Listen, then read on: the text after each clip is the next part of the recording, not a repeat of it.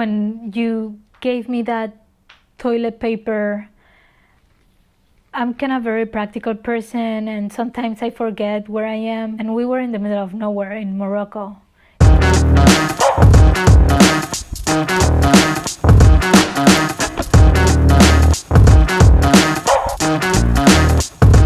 This is Larissa's story about an accident she had with the bike. When she says you, she's talking about me.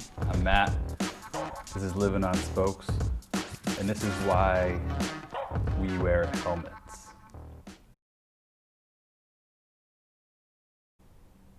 I didn't like my helmet. I didn't like how I look with my helmet, and I didn't want to wear my helmet.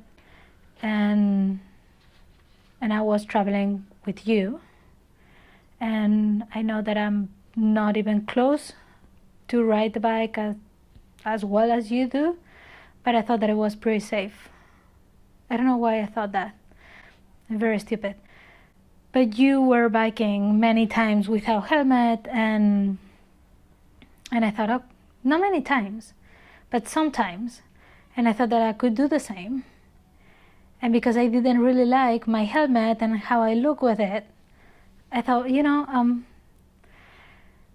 I don't know, I know. It sounds very, very crazy and stupid. Nobody was watching me. I couldn't even see myself. But I knew how I look, at least in my mind. And I didn't want to wear it. And the day of the accident, we just spent some time in the beach, and it was very hot, and we had to went all the way up, so it was hotter, right? Because we had to push our bikes. And then the road was absolutely empty, no cars, very beautiful paved road. And I thought, yeah, this is perfect to enjoy a little bit of breeze, right? Without wearing my ugly helmet. Poor helmet. The helmet wasn't ugly. I felt ugly with the helmet.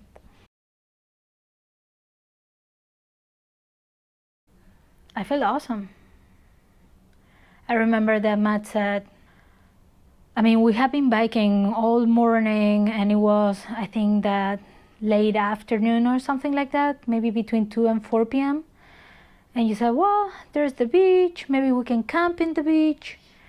And we went all the way down because it was pretty steep, way to get to the beach.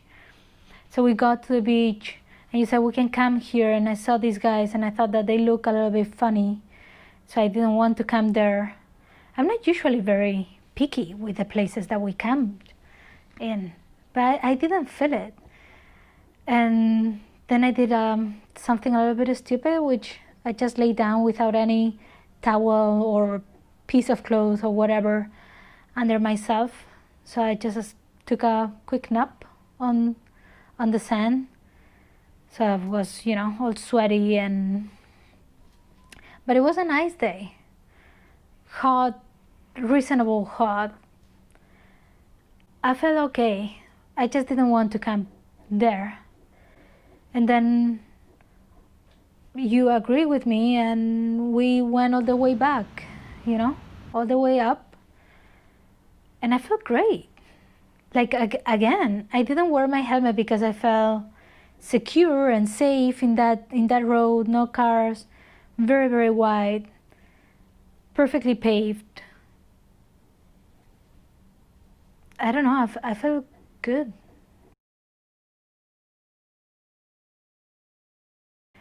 So as I was saying, we started riding back again, and the road was very nice. You kind of have to imagine like the perfect day for a riding, a biking day. It was a rolling, a sweet rolling road. And we went through kind of town, very few houses, and there were some kids playing on my left. And I just turned my head to look at them. I don't know, I just turned my head to look at them. And all of a sudden, when I came back and looked at the road, I saw a bump. And it's kind of weird because right before the accident, one ambulance just passed us, and I thought, oh wow, there's an ambulance here. That's kind of nice. And I'm always usually riding behind you. I ride behind Matt usually because I'm slower. But I don't know what happened at that moment that I was ahead of Matt. Matt was right behind me. I don't know. I didn't see the bump. There was a tree on my right, and the shadow was right on the bump. The bump wasn't painted any other color, so it was all gray, salmon gray. And by the time that I wanted to brake, I did brake, but I just braked too hard, and I literally flew over the bike, which I can remember perfectly. I was flying over the bike, and I landed with my front head. That's what happened.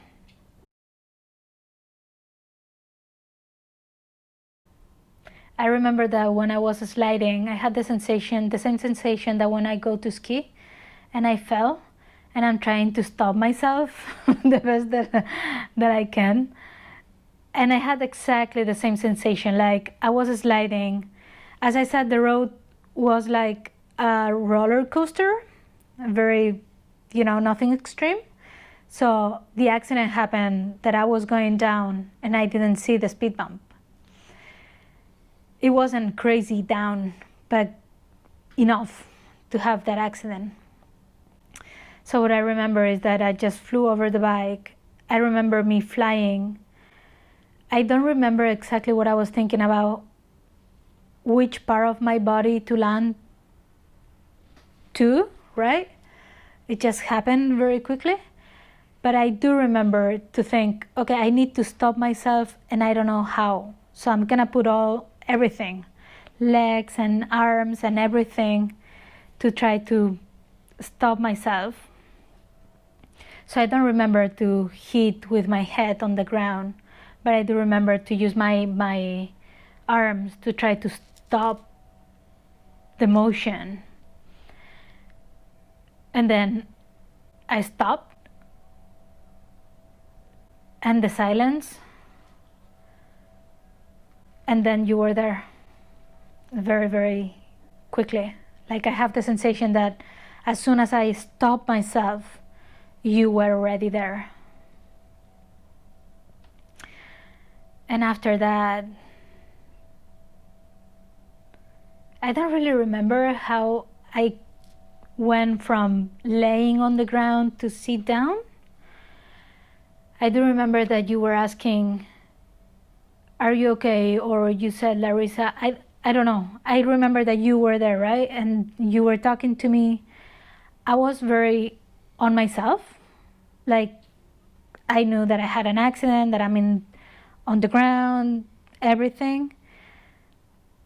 So I sat down, and you were there, and you were saying like, careful, right? Like you didn't know, and I didn't know what in this world happened to me, to my face, to whatever, right? What was broken at that point. I remember that as soon as I could sit down, I thought, oh my gosh, did I lose any tooth? Like, what happened with my smile? That was my first thought, and the first thing that I check, if I had all my teeth. And after that, the blood, like it was that fast, and you were very white, like pretty much transparent. You look very scared. I just was worried about my teeth and my nose, because I thought that maybe it was all crooked, but it was okay too. So that's it. You handed to me the toilet paper, but in fact you put it on my front head in the best way that you could. And at that point, these 5 guys just came to rescue us somehow with a pickup.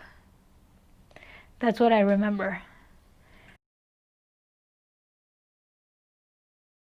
Fortunately, these guys, they were 5 guys, 3 of them sit with all our belongings and bikes and everything in the place of the accident, and then the driver and a guy who spoke Arabic drove us to the hospital. Left us in the hospital, and they went back to pick up all our stuff and leave it in the hostel that we spent the night before. When we got to the hospital, I mean, you gotta imagine myself with all this blood and everything, I mean, all dirty. It was a pretty dramatic image, right? And we just got there. I thought that I was kind of an emergency case. And I remember to ask in my super little French, like, I need some help. And they said, yeah, sure, wait, because I have a kid or a young person with a flu. And I thought, okay. I was dripping blood, like on my face. Like 10 minutes after, they invite me to go and see the doctor. The doctor checked it out. They took some x-rays that I knew after that they were kind of extremely old, made with a very, very old machine. But they work out, right? They check it out that nothing was broken. I didn't have a concussion. Well, that's something that I knew after. True. And they said, okay, we are ready to put together all the pieces on your front head.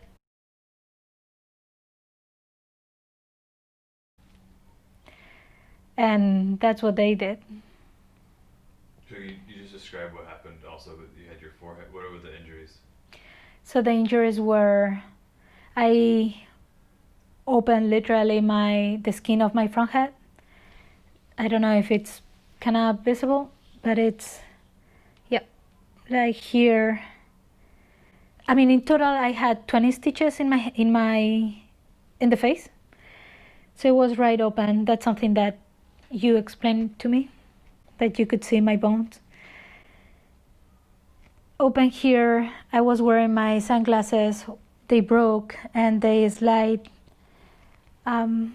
here, so I had more stitches here. They also cut my upper lip and inside my bottom lip. And that was all. And in total, I had 20 stitches. And I was by myself at that point. Like, I don't know.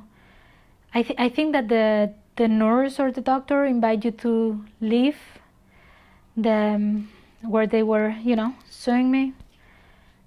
And I didn't really like that. I felt like I started feeling like very alone, and I started being scared about what just happened. And I remember that I started crying when this guy was sewing me, and I couldn't cry because it was very painful. Like, I wanted to do this, right, with my eyebrows, and I couldn't. Like, it was very, very painful. And that's pretty much it. They put it together, and I felt okay. I had some medication that the doctor gave us. He helped me out with the medication, and I thought, well, I'm not that bad. Literally, that's what I thought, that I wasn't that bad, and I just needed to rest. And the day after, for me, was the scary day, like very, very scary day.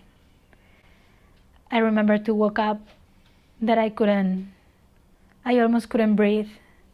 It's not that I couldn't breathe, it's that the whole face swollen like crazy. Literally, I looked like a monster. and I didn't expect that. I couldn't open one of my eyes, just a little bit the other one. The mouth was absolutely swollen, so I needed to use straws or take it very, very easy to drink from one side. Even though we were in Morocco, Spain has 2 tiny cities in the African continent, and they were only one hour away. So we went to Ceuta, I think, to the hospital to get checked out. In that hospital, the doctor checked me out again, made some x-rays to be sure that everything was okay. They couldn't reopen the stitches to redo it right in a better way, considering that it's the face and you want your face to look as similar as before the accident. So he said, well, sorry. He was very, very nice. But the summary was, suck it up. We cannot open your scar at this point. And you gotta go with it and then do whatever you need to do after everything is cured. Good news, he was the one who told me that I didn't have any concussion, but that I definitely should take it easy and go home. And that's what we did, because you convinced me, but I didn't want to do it. After what the doctor said, and you were absolutely convinced that the best to do was to get back to Barcelona, we went back to Barcelona. We had planned in 2 weeks a flight to Guatemala, and we didn't know if we were gonna be able to make it.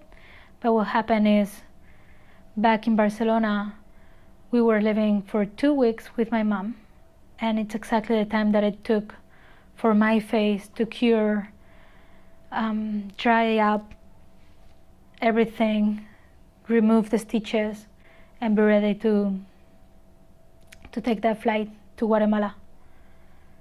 So it worked perfectly.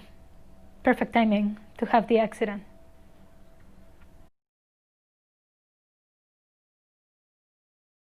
Absolutely. Yes. I was very lucky that I didn't have anything broken or a concussion. Very, very lucky. Yes. Do you wear helmets now? I do wear a helmet. And this is my helmet, my super beloved helmet that I wear even if I go 5 minutes biking. Now, I wear a helmet because what I learned is that you never know when an accident is gonna happen. Never know. And it happens so fast. And it usually happens when you feel the safest, right? Like every time that we have been biking through a lot of traffic or cities or bumpy roads, I wore my helmet because I knew that it was kind of easy to fail. The day that I wasn't was the day that I felt cocky, you know. And I love my flowers, and it says that I love my brain, and I do love my brain.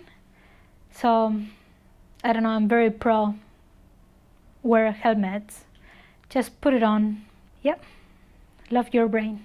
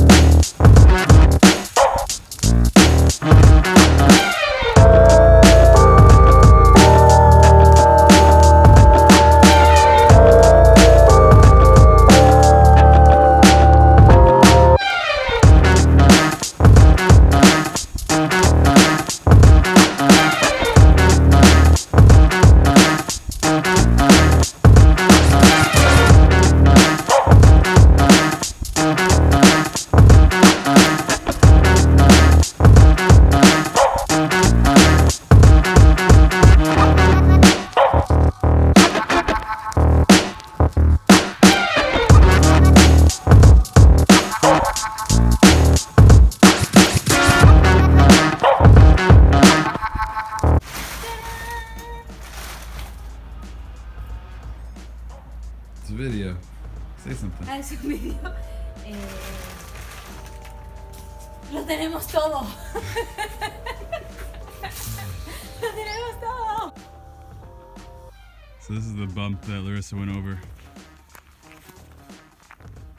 Since the accident, it looks like they painted it white, which is good.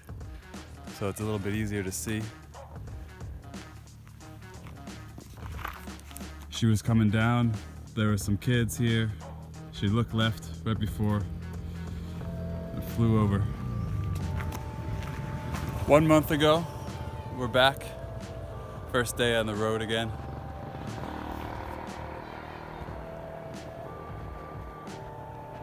Little flashbacks, but all good.